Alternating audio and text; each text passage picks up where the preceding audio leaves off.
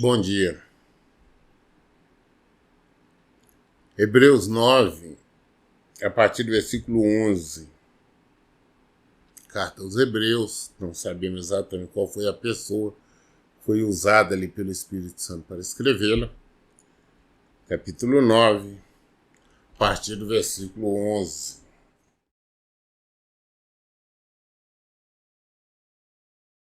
Quando Cristo chegou como sumo sacerdote dos benefícios que estavam por vir, ele mesmo adentrou o maior e mais perfeito tabernáculo, não construído por mãos humanas, isto é, não pertencente a esta criação.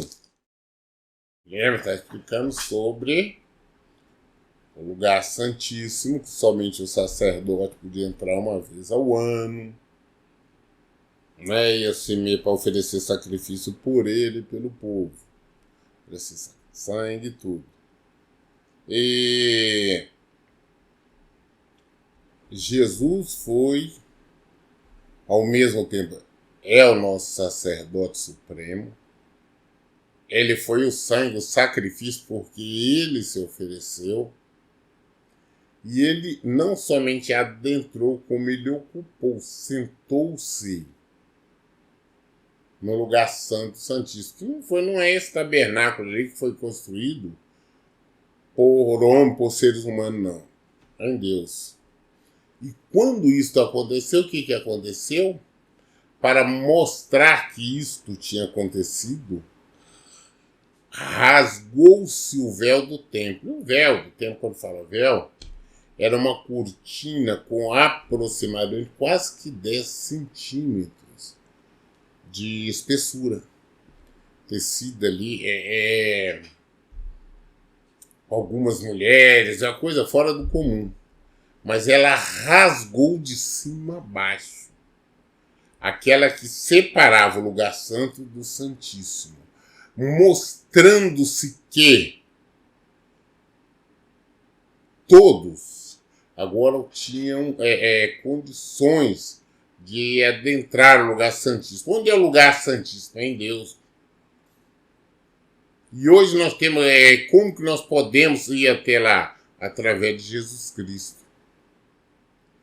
o nosso sacerdote supremo. Quando Cristo chegou como sumo sacerdote, né? Não é mais ali, agora Jesus chegou como sumo sacerdote dos benefícios que estavam por vir. Ele mesmo adentrou o maior e mais perfeito tabernáculo em Deus, não construído por mãos humanas, isto é, não pertencente a esta criação. Versículo 12. Não por intermédio de sangue de bodes e novilhos, porém mediante seu próprio sangue. Ele entrou no Santo dos Santos de uma vez por todas, conquistando a eterna redenção. Não foi oferecendo ali sangue de bode, de cabrito, de cordeiro, tem que ser um animal perfeito, sempre tinha que oferecer sangue. Não, ele se ofereceu. Foi o sangue dele que foi derramado. Foi ele que foi crucificado. Foi ele que foi espancado. Foi ele que morreu por nós. E subiu e ocupa o lugar de mais alta honra. E ele entrou-se no Santo dos Santos de uma vez por todas. Conquistou a eterna redenção.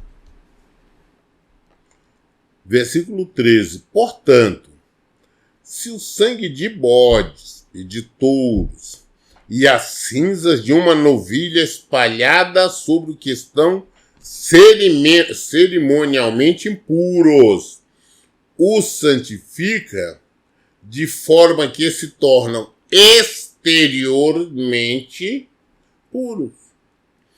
Quanto mais o sangue de Cristo, que mediante o Espírito eterno se ofereceu de forma imaculada a Deus. Purificará completamente a nossa consciência de comportamentos que conduzem à morte, para que sirvamos ao Deus vivo.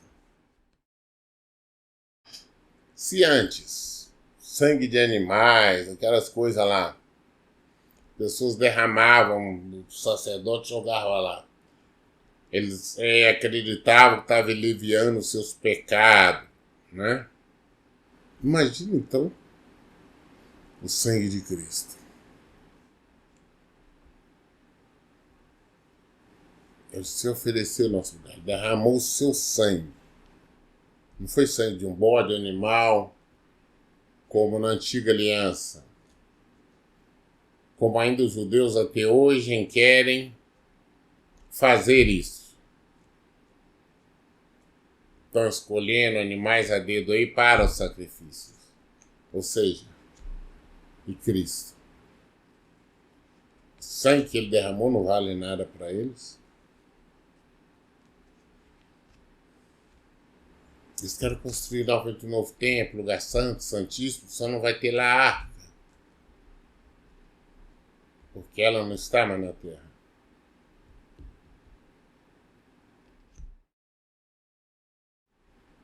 Se o sangue de animais trazia esse tipo de satisfação para as pessoas, imagina o sangue de Cristo.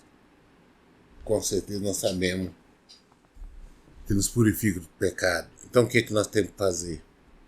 Servir a Deus. Coração puro. Servir a Deus. Servir a Deus. Viver a tua palavra. Servamos ao Deus vivo. Versículo 15. Exatamente por esse motivo, Cristo é o mediador de uma nova aliança, para que todos aqueles que são chamados recebam a promessa da herança eterna, visto que ele morreu como resgate por todas as transgressões cometidas durante o período em que vigorava a primeira lei. Jesus é que é o mediador, Jesus é que é o nosso Salvador. É Ele que intercede, que faz o trabalho de mediação junto a Deus pelos nossos pecados. Uma nova aliança, um novo testamento feito no sangue dele. Uma nova aliança feita no sangue dele. Para todo mundo, não, para aqueles que são chamados. Quem são os que são chamados? Aquele que, quando ele chama, ouve. Por que nós somos comparados, as pessoas são chamadas, por exemplo, de pastores? Porque pastor chega na beira do campo, ele chama as ovelhas vêm tudo, levanta a cabeça e vê o encontro dele. Pode chegar todas as pessoas, tentar chamar de uma maneira idêntica, semelhante, igual. As ovelhas não vão vir, porque ela conhece seu pastor. Se nós, então, somos conhecedores do nosso pastor verdadeiro, o nosso sumo sacerdote, quando ele nos chama, nós ouvimos. Então, nós somos ovelhas. O que a ovelha faz? Obedece. Então, nós obedecemos. Quem vive em rebeldia, vive no pecado, a que Deus entende e tudo, sabemos que são pessoas que não são chamadas. Pessoas que gostam, sentem prazer de viver no pecado, vivem pecando, sabemos que não são chamadas. Agora, quem teme ao Senhor, tem medo de pecar, medo de errar, procura viver na prática do Evangelho, são pessoas que são chamadas. Exato por esse motivo, Cristo é o mediador de uma nova aliança para que todos aqueles que são chamados recebam a promessa da herança eterna. Nós recebemos, sim, vida eterna, os que somos chamados. visto que ele morreu como resgate, morreu para nos resgatar por todas as transgressões cometidas durante o período que vigorava a primeira lei, primeira aliança. Versículo 16. No caso de um testamento, é imperioso que comprove a morte daquele que o determinou. Porquanto um testamento só tem validade legal após a confirmação da morte do testador, considerando que não poderá entrar em pleno vigor enquanto estiver vivo quem o fez. A primeira aliança entra com Moisés. Primeiro testamento, através dele. Então, ela vigorou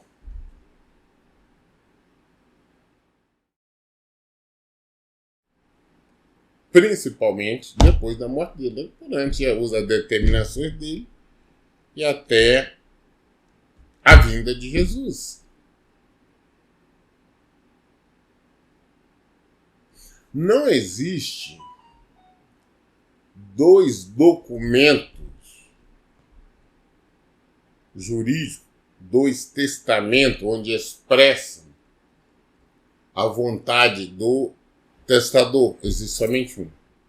Se existe, você fez um testamento, mas você resolveu modificar, então o primeiro já não vale o que vale o segundo. Então, o que vale para nós hoje é o segundo, que é a segunda aliança, o Novo Testamento, feito no sangue de Cristo. Versículo 18 fala: por essa razão, nem a primeira aliança foi sancionada sem sangue, tendo em vista que depois de proclamar todos os mandamentos da lei a todo o povo, Moisés levou sangue de novilhos e de bodes, e também água, lã vermelha e ramos de isopo, e aspergiu sobre o livro e toda a população, declarando: este é o sangue da aliança, o qual Deus ordenou para obedecer. Então, tem que ter sangue e morte. Então, a primeira aliança, quando foi feito o livro das leis, então, Moisés jogou água, jogou sangue sobre ela e também sobre o povo. Tá? E disse: olha, esse é o sangue da aliança, o qual Deus ordenou para obedecer. Versículo 21. E procedeu da mesma maneira, aspergindo com sangue o próprio tabernáculo e todos os utensílios usados na cerimônia sagrada. De fato, conforme a lei, quase todas as coisas são purificadas com sangue. E sem derramamento de sangue não pode haver absolvição. Portanto, se fez necessário que as representações das construções que estão no céu foram purificadas mediante tais sacrifícios para os próprios elementos celestiais por meio de sacrifícios muito superiores a estes. Tudo é um testamento, não existe testamento válido sem existir morte, sem existir derramamento de sangue. Hoje, o nosso testamento, a nossa aliança é com Jesus Cristo. Nós lemos hoje Hebreus 9 até o versículo 23. Amanhã, querendo Deus, daremos continuidade a partir do versículo 24. Todas as dúvidas nós esclarecemos na Bíblia. Por isso, em todo tempo, eu digo: leiam e pratique a Bíblia. Deus te abençoe. Então, bom dia.